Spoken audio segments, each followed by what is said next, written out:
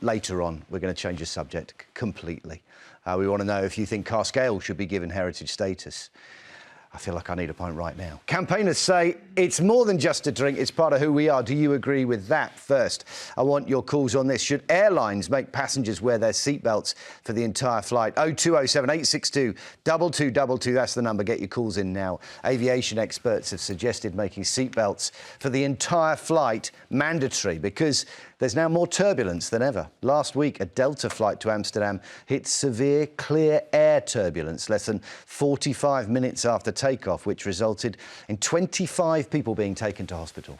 Estimates show there are around 5,000 incidents of severe or greater turbulence every year out of more than 35 million flights that now take off globally. That's 1 in 7,000. So, is this a sensible move to improve safety or an unnecessary restriction on passengers? Nina, I've got my best friend, is a long-haul pilot.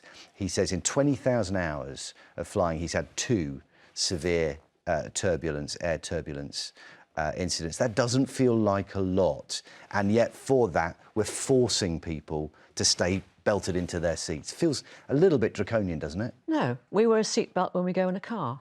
And the thing is that although aeroplane travel has become so commonplace and we all do it all the time and have done for decades, it's not like getting on a bus or getting... There is far more potential. I'm not saying, and I know the statistics of people dying from an air crash are minimal compared to the death on the roads. But I don't see what the restriction is. You're sitting there in a seat anyway. Why not have your seatbelt done up? I was on a flight last year to Crete, and there was a family of about 12 or 14. They were spread over 3 or 4, rows. And so they all got up and stood over the back of the seats and chatted, and there were toddlers running up and down the aisle. Well, never mind getting under the wheels of the hostess's, drinks trolley. Never mind all of that. If there had been turbulence, which there is more and more frequently, they would have ended up with their heads embedded in the ceiling. Yeah. So it's easier to spot than ever before, though. There is radar, there is advanced warning. So even those 2 incidents my friend had, there's a good chance he would have spotted it before it happened. But sometimes you can't. Sometimes you can't. It's very rare. Well, it's very rare. That's why. But what is the objection to sitting with a seatbelt on? My objection is it's a restriction of your freedoms. If I pay for a business class seat to go to Los Angeles, which takes 13 hours, I'm not going to sit in my seat for 13 hours. In fact, the last time I did it on a Virgin plane, I spent all 13 hours sat on a bar stool in the bar because they have one on those long-haul flights, same as to South Africa. Why would I sit like this for 13 hours on a flight? Well, I might be dead by the time I got there. You've got to be able to get up and move around. The whole purpose of the flight is to interact with people, to enjoy the experience. Interact with people. Just to get there safely, Mike. Isn't that the point? Don't you want to get up and move your legs so you don't get blood clots? I move my legs when I'm sitting there. Well, you should be walking up and down. No, you can't be walking up and down, for heaven's sake. You should be. We have to leave it there for now, just for the break. Don't worry, we're going to come straight back. We're also asking if cask ale should be given heritage status. Is warm, flat beer part of British culture and needs protecting? Don't go anywhere, though, because we're on to your calls on whether airlines should make passengers wear their seatbelts for the entire flight. Aviation experts have suggested making seatbelts for the entire flight mandatory because there's more turbulence than ever. I'd love to hear your thoughts. Ian is in Bedford. Ian, tell me, have you been on many long flights? Do you resent, like Mike, the idea of being belted up for the whole thing? Indeed not. I'm a retired airline pilot, and there needs to be some education with regard to what the turbulence is. There are 2 types of turbulence, basically. One is thunderstorm-associated turbulence, and you're absolutely correct when you say we can see those on radar and we avoid them. But the other turbulence is called clear air turbulence, and that is not visible. It can be forecast, but 9 times out of 10, the forecast is incorrect and it doesn't appear. But on the 10th occasion, it does appear. And the reason for this turbulence is because of the jet stream. The very, very strong winds that blow across the Atlantic That's a very narrow band of swiftly moving air, which rubs up against more slowly moving air, which causes the turbulence. But unfortunately, we have no way of seeing it. OK, Therefore, so you might have a forecast that tells you the rough area where it might be, but actually the time when it's going to hit, that could take you completely by surprise. Absolutely. And we rely quite a lot on what we hear over the radio.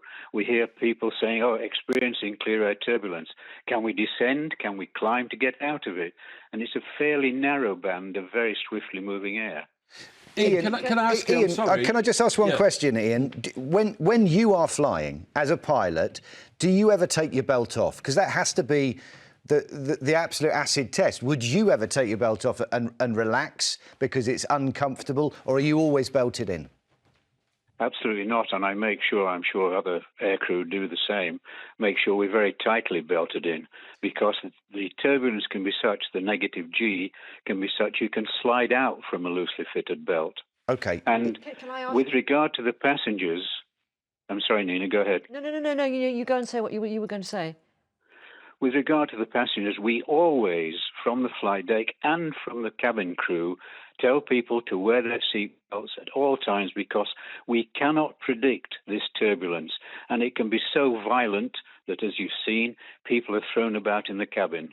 Isn't that all you need to know, Mike? That Ian will never not wear his belt because of what's at risk. Ian's an expert on this, clearly a very experienced pilot. Ian, how many times in your career, your very distinguished career by the sound of it, did you suffer turbulence to a degree where it was frightening or it caused injury to your passengers?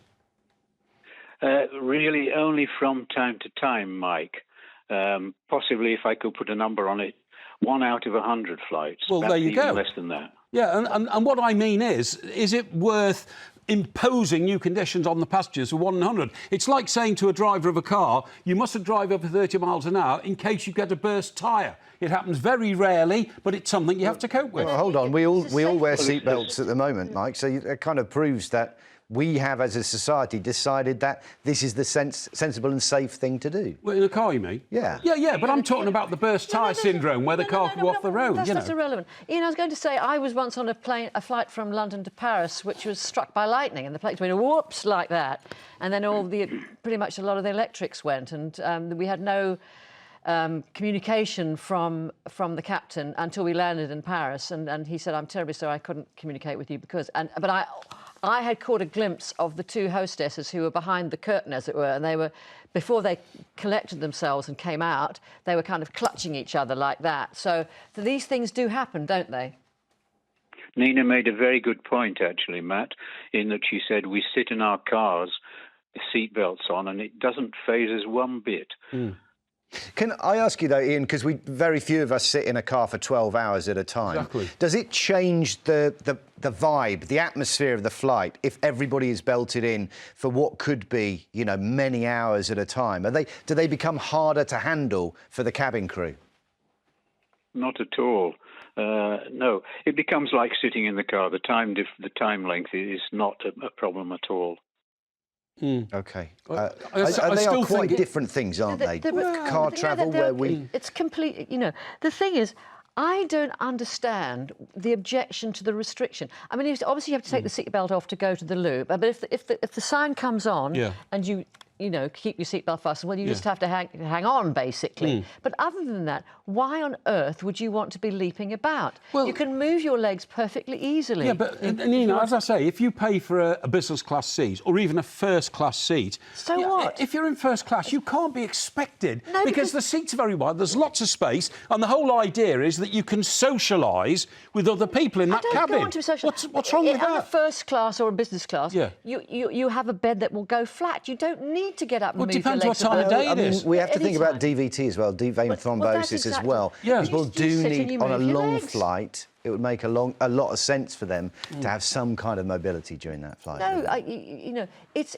is just completely counterproductive. It's the experience, though, isn't it? If supposing a group of 12 of you, supposing a ladies' netball team is going off to some competition and all that, they want to talk to each other during the flight. They want to be able to get up and I'll go over and talk to... They sound like they're going to be a pain in the arse to the other.